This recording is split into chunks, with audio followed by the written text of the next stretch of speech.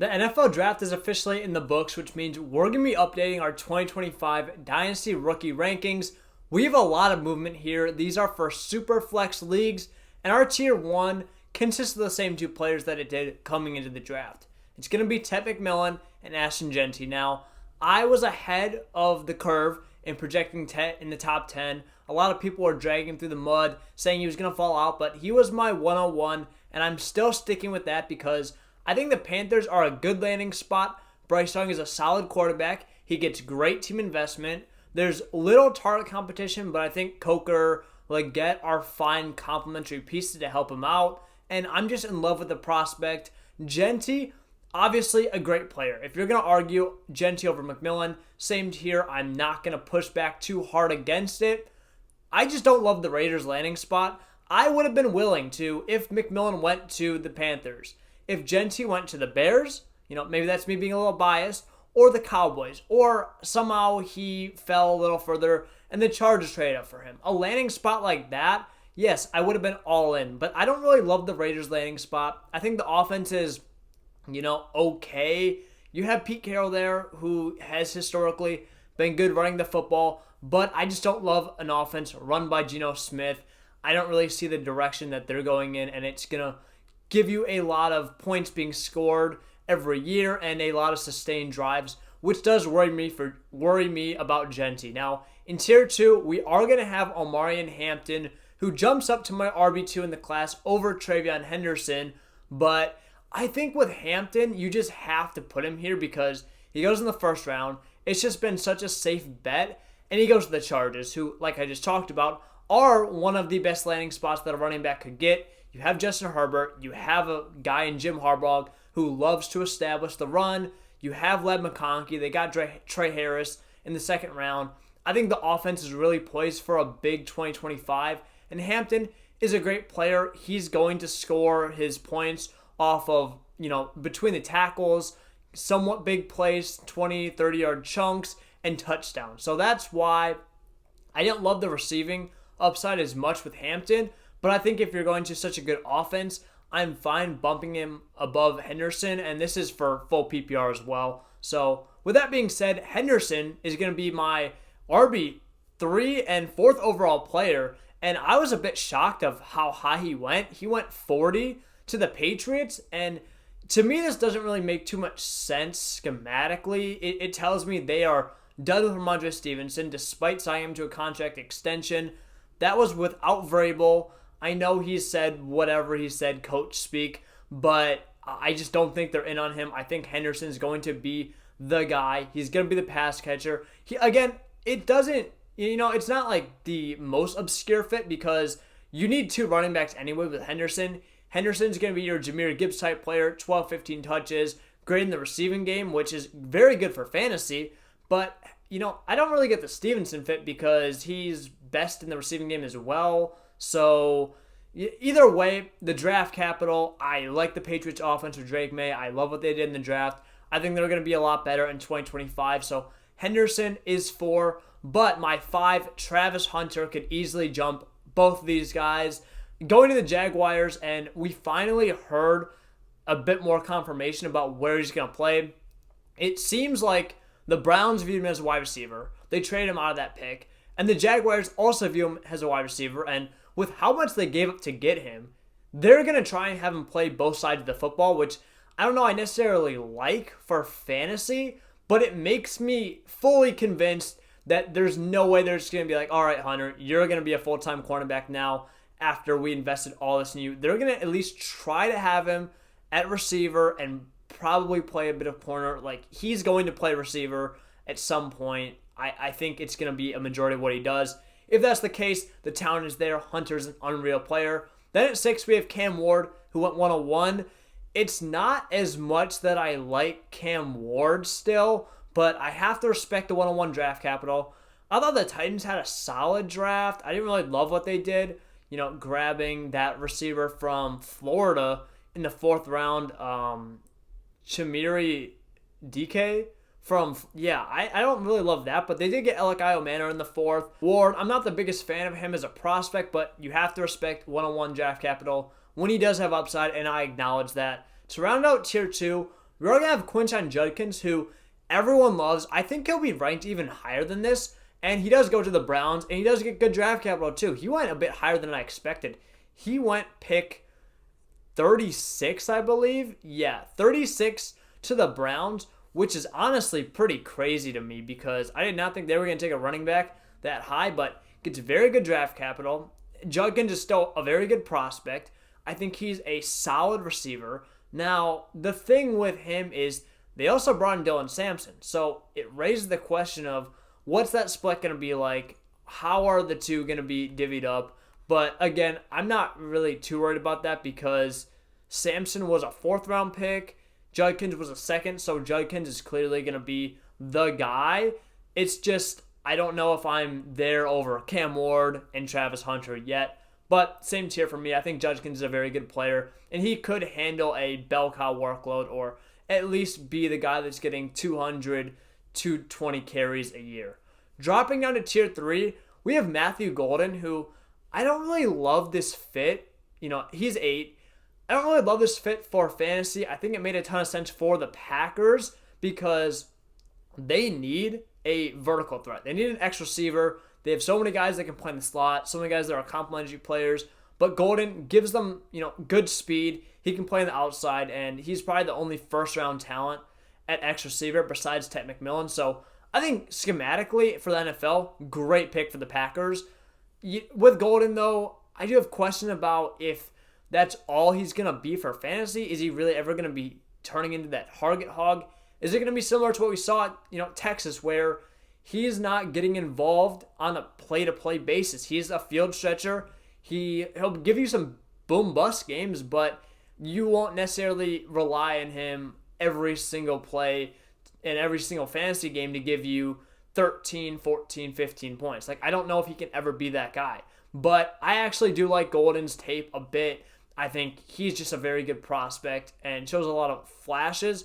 Not as consistent as I liked, but I think he's a good player. Gets first-round capital to the Packers, where Jordan Love's a good quarterback. He's clearly probably the number 1 target off the gate, too, because I don't really believe in Jaden Reed as much, so I'm leaning there because I just don't really know how to rank Kaleb Johnson, who honestly fell a bit, and he ended up going in the 3rd round to the Steelers, and I like the landing spot, but also because it's the Steelers, right?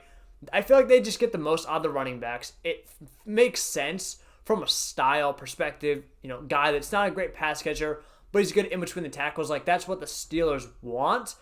But also, the Steelers, I believe all they did in the draft was take Will Howard. Aaron Rodgers, if you're betting on Aaron Rodgers, I got bad news for you because that's no one knows what Aaron Rodgers is going to do. It could be a very bad offense, but the reason I have him at 9 is because he's ahead of players like Colston Loveland, Tyler Warren, Emeka Egbuka, and Luther Burden, all guys who we don't know what year 1's going to look like. And Kaleb Johnson is a running back, and I think that's going to hold value in the Dynasty community, even if I don't love holding them long term. And my kind of argument here is, with all the guys below him, they're probably going to see a dip in year 1. And if you're drafting a guy knowing their value is going to go down, that's typically bad practice. But with Kaleb Johnson, I don't really see how his value is going to go down, and I would bet on it going up. So even if you don't love Kaleb Johnson as a prospect, you can probably sell him for any of these 4 prospects I'm going to talk about next and get a little bit more on top of it by next year. So 10, my Bears take Colston Loveland, and I think the pick was fine. I like Loveland. He's always been my tight end 1 over Tyler Warren, especially for fantasy. But now you have so many mouths to feed. You have Rome Odunze, who's going to be the long-term wide receiver 1. DJ Moore, who is 28, but still, they just paid him. He's going to be involved in that offense. They draft Luther Burden. So you have 4 receivers, basically.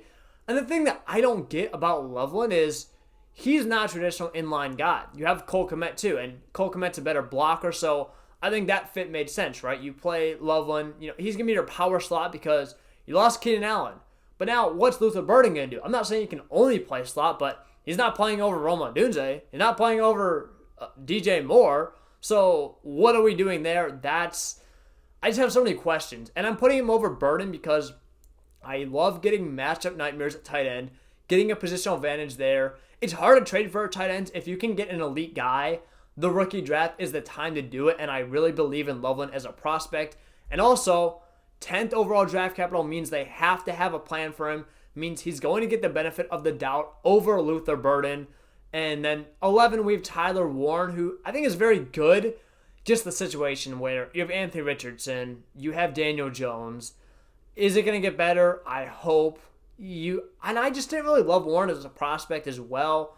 Late breakout. He's a good athlete. I think he just does everything very well, but nothing extraordinary, which I think one of his best traits is his blocking. I think that is his best trait, in my opinion. And that's going to get him on the field, but that's why I think he was a top 15 pick in the NFL. I think if you're only looking at his receiving ability, it's a much wider gap between him and Loveland, and I'm just not sold there. But I have to respect the draft capital. I think he could be. It wouldn't shock me if he's the number one target over Josh Downs or Michael Pittman in year one at all, being that safety blanket for a guy like Richardson who struggles to, even though he wants to, struggles to push the ball down the field. Then at 12, you have Emeka Egbuka, which was one of the more puzzling picks. I don't get it at all. Going to the Bucks at 19, especially how the board was there. They were so set up to take defense. It's very troubling because obviously I have Egbuka ranked higher than this coming into the draft. I think he's a great prospect, but what's the plan here? Because Mike Evans, sure, he's an older guy. You want a long-term replacement for him. But Egbuka profiles best like a Chris Godwin. And Chris Godwin, while I don't want to say he's not young, but he's not Mike Evans old either. He's 29 years old. I think he's going to be there for another few years. Now, he's coming off that injury, but they just re-signed him. They just gave him an extension. So it's not like one and done like, you may have had elsewhere. I have a lot of questions about Egbuka, but it also does go back to like the JSN thing where it looks like he's never getting on the field. You have to bet on the talent. You have to bet on the draft capital and hope it will prevail. I don't get the pick for the Bucks because I thought Jalen McMillan was good too. They clearly did not view him in the same light. So Egbuka, I'm putting him here. I really want to put him above or below Luther Burden, but I'm not right now just because of the draft capital and because DJ Moore is 28. If things shake out the same, I could easily see Luther Burden being a gadget guy that gets 2 to 4 touches a game for the next 2 years. I'm not saying that's what he's going to be for the rest of his career, which is, on his rookie contract, the Bears might get elite production from him in the second half of his rookie contract. And that's why they want to draft him. They say he's so good, it doesn't matter. We'll punt on it now. We'll take half of his rookie contract of elite production when maybe we won't win the Super Bowl in 2025. Maybe we'll get close in 2026. But 2027, we're going to have Burden, filling in for DJ Moore, and that's where we want to go. That's the only logical thought process I can think of. But what that's going to mean is, 2 years of value loss. He's not going to put up fantasy points for you in the next few years. And again, if you see him over Colston Loveland, I'm basing on the draft capital. I'm basing on the slot, archetype. And I think if you draft a guy 10 who is a great receiver, who profiles as a slot guy, you're not going to draft. Why would you put your receiver who you drafted later over it? Like, it just does not make sense. So, very tough, but tier 4 is going to be interesting because this brings a smile to my face. I get to rank Kyle Williams higher than I initially thought. He becomes 14th overall for me. I'll read out this tier real quick. Kyle Williams, Jaden Higgins, Jack Best, RJ Harvey, and Elijah Arroyo. Now, Kyle Williams is a guy that admittedly I was put on by Drew from the NFL training room. And actually, Joe, when we went to Mobile, he caught him as a riser in one of our articles. And I was like, okay, this dude, I'd never heard of him before out of Washington State. I was like, this dude can kind of ball. Did some more tape, did some more watching on Williams, looked at his profile, and he's a guy that I fell in love with. He is so fluid. He can play outside. He makes perfect sense because I like the Patriots offense. I'm big on Drake May, and he goes with the 5th pick in round 3. So he gets very good draft capital too. you now have really no competition there. I mean, the Patriots' depth chart consists of, we're going to say Jalen Polk. He's basically done. You have Stephon Diggs, who 1 year or whatever they signed to rental, he's getting up there. There's a little target competition. He's a great player. He can play the true outside receiver, meaning I think that he'll be the number one for the Patriots. I just love that pick a ton for, both Williams' fantasy value and the Patriots. Now, 15, I have Jaden Higgins going to the Texans, and this is another confusing pick because they have Nico Collins, and not just that, I get they need help at depth, but they play basically the same. They're both two big outside receivers. Nico Collins obviously isn't going anywhere, so what's the play there? But Higgins was 2 spots shy of being a first-round pick, so I'm respecting the draft capital. I did like him as a prospect, so I'll just bet on him here. But Jack Best, honestly, could be a better bet. Even though he went later, he was in the second round, late second round, 26th pick in the second round. And all he really has is Brock Bowers. I mean, they didn't really do much else. They brought in Dante Thornton. He's going to be exclusive field stretcher. And Jacoby Myers, who is a very good wide receiver 3, solid wide receiver 2. The idea that Best could be a wide receiver 1 for the Raiders is not too far-fetched at all. And he also can play outside too. I don't really think he's going to play in the slot because Bowers kind of already has that role. But he's a very good player. And it's just, I don't really love the lengths. But Geno Smith is fine. You're bringing Ashton Jeanty, which is going to help a lot. But it's not like a high-powered offense. Where the Texans, you have Stroud, Kyle Williams, you have May. I love both those quarterbacks in potential situations a lot more than Best, which kind of plays into my ranking. Now, 17, RJ Harvey. He basically doubled his rank overnight by going to the Denver Broncos. I believe before I had him 35th overall, and I have no choice, but he goes second round to the Broncos, and he is one of 3 second-round running backs. My concern with RJ Harvey, he's a very good player. There's not a lot that he doesn't do. But he's 24 years old already. Hasn't even played a snap in the NFL. For running backs, age is everything. And looking at the dynasty market, I just think that his value is going to dry up really fast. And he's not, and I don't think that he's going to be, I don't think he's going to give you 1 to 2 years of running back 1 production. So if I'm getting a running back 2 with a lot of long-term risk, that's something I'm fine mid-second round because he's going to help me now. That's not a first sure thing. We'll see how he progresses. We'll see how the market moves based on, what he does. But there's concerns. Rounding it out, I have Elijah Arroyo, though, who I love this landing spot for him, despite finally having to give up on the Noah Fant train. The Noah Fant train is over. It's done. But Arroyo goes 50 overall, second round draft capital, which tells me a few things. One, the Seahawks, who needed a receiver, are saying, yeah, we're going to feature you. Two, the main question I had with Arroyo was the medicals. He didn't really break out because he was always dealing with injury. He dealt with some injuries through the pre-draft process as well. So going 50 overall, we saw guys like Will Johnson slide because of the medicals. So it was clearly taken into account by teams. Arroyo looks good to go. He is an athletic tight end. He moves so incredibly well. I got to see him at the Senior Bowl, and he looks like a guy, he passed the eye test. He looks like a guy that can be a difference maker in the NFL.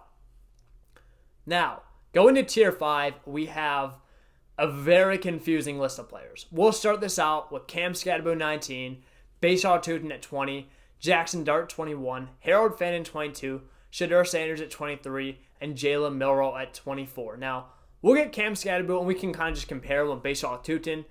They're very similar. I just like the Scatterbo prospect profile more than Tootin. I also like the landing spot more. They literally go both 4th round, very early, 2nd and 3rd pick of the 4th round, so they just miss out on that day 2, draft capital, which would, if you're looking purely at stats, that would have helped their hit rates a ton. Let's take the context into account and just see that they're 2 picks past. Is it going to make that much of a difference? Should we be viewing them in a wildly different light? Probably not. The reason I have Tootin a bit lower is, one, because of the fumble issues, and we've seen how quickly that can lead to your career being derailed. And there's a lot of upside there, but there's a lot of risk. And also, Travis Etienne is there for now. They might not trade him, and if that's the case, then you're in a 3-man committee. Even so, you have Tank Bigsby, who I think is a solid player, and he's a good between the tackles guy. Like, I don't think Tootin is an elite receiver by any means, so it's kind of eating into what Tootin does best, even though it is kind of like thunder and lightning. Like, there's that. The Jaguars' offense looks good. I just really like Scadaboo as a prospect, and if they're that close, I'm going to take the guy that I like more. Also, Tyrone Tracy, I don't really see him being a threat for Scadaboo as well. Scadaboo has a 3-down profile. They invested good capital into him. And Tracy also, keeping in mind, what he does best is catch the ball. And coming out of college, he was actually a converted receiver. So my kind of thought there is he's going to be like the satellite guy. Like, they never really thought they were going to get RB1 Tyrone Tracy drafting him. They thought they were going to get a satellite guy, which NFL teams like a lot. Like, that's very important for an offense. Giving him, like, he's going to be the guy that gets maybe 3 to 6 touches a game, can give you a big run, can give you a 20-yard wheel route. Like, that's what he can do, and I think that's fine. Now, 21, we have Jackson Dart, who shocked me going in round 1. It wasn't shocking that he ended up going, after what we were hearing, once the draft started. But, like, looking at his prospect profile, I just don't see it. I see the pathway for him to fail and be a bust very easily. I get he played at Ole Miss and wasn't asked to do much, but I don't think I saw a single play where Dart made multiple reads on, a big throw. Like, RPOs, one read, sure, the arm talent's there. That's great. He's mobile, which is good for fantasy, but he's not an elite runner like a Jalen Milroe, like a Justin Fields, and he struggles dramatically with reading a defense. When the moment was big in college, they missed the playoffs, college football playoffs, on an Ole Miss team that should have been in. Like, it was too big for Dart, and it's only going to get easier, right, in the NFL? No, it's not. So, not being able to read a defense, like, I'm not just saying that because of the Ole Miss thing. Like, I legitimately watch him. I wanted to root for Jackson Dart because I love the upside for fantasy. If he can somehow overcome that, if he can somehow learn that really fast in the NFL, like, he'll be great. But I just don't see it. 22, we have my guy Harold Fannin. Previously, my tight end 1 in summer scouting, essentially. So the prospect plays a big part here. But he goes in the first 3 rounds to the Cleveland Browns, and he went early, round 3. He went 3rd pick in round 3. So just very close to being a 2nd-round pick as well. But you have David Njoku, which is kind of my question. And he is not exactly young either. Njoku is 28. So the reason why I have Fannin this Highland, like, I don't think he's going to be a backup. Njoku is more your inline tight end. Like, he can actually block. Fannin, I think he gets too much hate for his blocking. Like, he can block. But, like, what I see him being is a big slot. Like, they need a slot receiver. The Browns do. They have Jerry Jeudy. That's about it. So that's where I would put him. But it's not as 100% easy to project. If I knew for sure, like, he would be higher. And also, the Browns, like, I don't know what they're doing. The organization is just a dumpster fire, which leads us into pick 23, Shedeur Sanders, which, I mean, talk about ridiculous. Him falling to the 5th round is just an embarrassment for the NFL, and it has nothing to do with prospect scouting. Like, at this point, if you're letting Shedeur Sanders fall past Dylan Gabriel, why are you drafting him? There has to be ridiculous problems beyond. You have to be so bad off the field. There has to be such a big worry that you cannot draft him. Like, if you're drafting Dylan Gabriel ahead of him. Dylan Gabriel seems like a nice guy, but he's a 5'10" lefty quarterback who it was never really shown any pro level. He's a career backup. I don't know what the idea was there for the NFL for the Browns to take him. But if I had to guess, and I think Trevor Sickman brought this up, the owner said, all right, this is enough. You're taking Shedeur Sanders because he is a potential first-round talent that is in round 5. I don't care that the front office guys and the scouting department wanted Dylan Gabriel because they didn't want to take Sanders. And if Sanders gets that opportunity, which I would be shocked if he doesn't get a chance to start. The reason I have him behind Dart is because Dart's a first-round pick, so that, insulation is there. Sanders isn't going to get a super long leash, but when you have Joe Flacco and Dylan Gabriel, I am 100% certain that he will get on the NFL field sometime in year 1. He's going to get a shot to start, and if that's the case, he was my QB2 in the class. And in a Superflex format where quarterbacks are king, that's a steal at pick 23. Now, we'll round this out with Jalen Milroe, who goes to the Seahawks, and he's my 24th overall player. I believe he was 3rd round pick, late 3rd, and I actually like this a lot. I don't think Sam Darnold is necessarily, if you're banking on Sam Darnold to be your franchise quarterback, you're kind of in a pickle. I think he's good, but the Vikings clearly elevated him, and Milroe just has so much upside. He's a guy that could be a Lamar Jackson type runner for fantasy. He's a guy that could do what Justin Fields did on the ground for fantasy. If that's the case, those quarterbacks are first-round startup picks. Yeah, I'll take a lottery ticket on that high of a reward at pick 24 in my rookie draft, right? Of course, there's so much downside. Jalen Milroe makes some of the worst decisions you've ever seen in your life. He'll look great for 3 plays. He'll look like he's never played quarterback and, shouldn't even be playing the position for the next 10. But I think the Seahawks are a solid, he gets to sit and develop. He's not getting forced into a starting role, which probably could have been very bad for him. The Seahawks have weapons. I think it's a functional organization. So I think it's a good shot for him to succeed. Again, it's a lottery ticket, but with how much the prize money is and with, I think the risk is slightly lower because of the situation. And the draft capital's, better. It's in day 2 still. It makes you feel comfortable enough to, buy the lottery ticket, right, at that cost. But that's going to be it. If you guys did enjoy the video, we are going to have our full 48. And actually, this is my top 24. I'll be putting my rankings exclusively on that fantasy trading room site. Go to fftradingroom.com. But for the channel, Joe Burks, you love him and know him. He'll be on the channel. This time, sometime this week, early this week, we're trying to get this out to you early with a 4-round Dynasty Superflex mock draft, breaking everything down. So you'll be getting his opinion in video on top of, my rankings as well right here. If you want to find my top 48, I'll be dropping them on the site, and they're still free for now.